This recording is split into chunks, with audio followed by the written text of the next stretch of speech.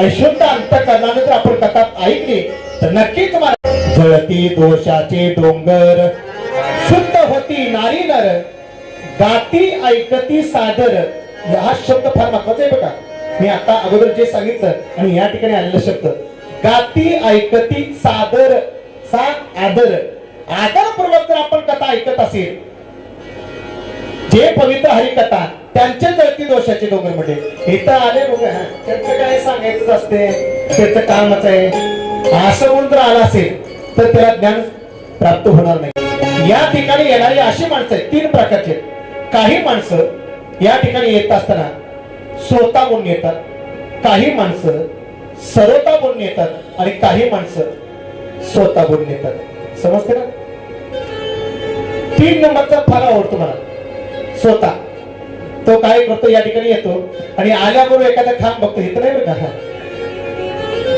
कारण इथं कथा लवकर आहे, काही झोपायची वेळ नाही. तो या ठिकाणी मंडपामध्ये येतो, आल्याबरोबर एखादा खांब बघतो आणि खांबाला पाठ लावतो आणि लावल्यानंतर इकडं पहिला जप सुरू झाला किंवा हनुमान चालीसा सुरू झाली की जो डोळे लावतो आणि आरती घाली लोटांना झाली की मग याचे डोळे तारकून उघडतात आणि नाहीच उघडले तर शेजारचा उठ उठ झाली कथा उठ. त्याचे काय वैशिष्ट्य तुम्हाला सांगून जातो. काय होतं, हा माणूस जर दुसऱ्या दिवशी गावामध्ये गेला ना, त्याला विचारतात मग लोक कथा कशी काय झाली, तो कधीच वाईट झाली अशी म्हणत नाही. तो म्हणतो बा कथा फार सुंदर झाली. बरोबर बरोबर म्हणजे काय सांगितलं कथेमध्ये ती काय माहित नाही म्हटलं. एखादं चरित्र ते पण काय माहित नाही, मग कशी काय कथा चांगली झाली. तो म्हणतो ज्या अर्थी मला झोप चांगली लागली त्या अर्थी कथा चांगली झाली. त्याच्या म्हणण्यानुसार त्याला झोप चांगली लागली की त्याला असं वाटतं की माझी कथा चांगली झाली. त्याचं दुसरं काहीच नसतं. तर दुसरा वर्ग आहे ना, तो फार विचित्र असतो. सरोता काय म्हणतात त्याला, सरोता.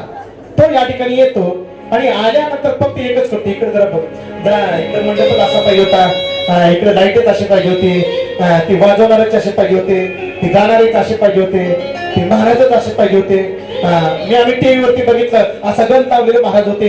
एक म्हणा नाही, आम्ही एक बघितलंय उपरनं टाकून बसले होते.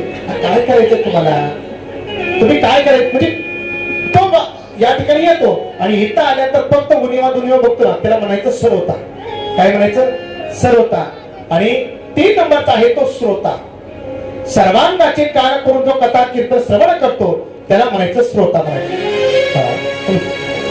श्रोता जर असेल ना मला तर सगळ्यात अगोदर उद्धार जर कोणाचं होत असेल तर मला श्रोत्याचं होतो बरं का. कथा श्रवण करणारा जर श्रोता अधिकारी असेल, योग्य असेल तर त्याचा पहिला उद्धार होतो, कीर्तन करायचं नाही किंवा कथा करायचं नाही.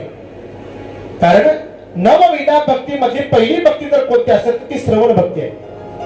श्रवणम कीर्तनम विष्णुस्मरणम पादसेवनम अर्चनम वंदम दास्यम सत्यम आत्मनिवेदनम. किती झाले भक्ती? 9 भक्ती झाली. 9 प्रकारची भक्ती.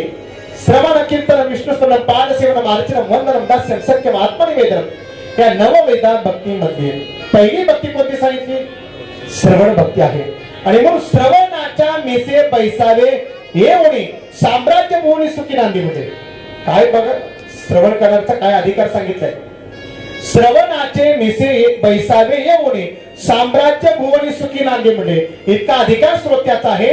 आणि मग श्रोता पण आपण या ठिकाणी जर कथा कीर्तन श्रवण करू लागलो, श्रद्धापूर्वक अंतःकरणाने जर कथा कीर्तन श्रवण करू लागलो तर नक्की मला आपल्यावरती प्रभूची कृपा झाल्याशिवाय राहत नाही. जय श्रीराम, जय श्रीराम.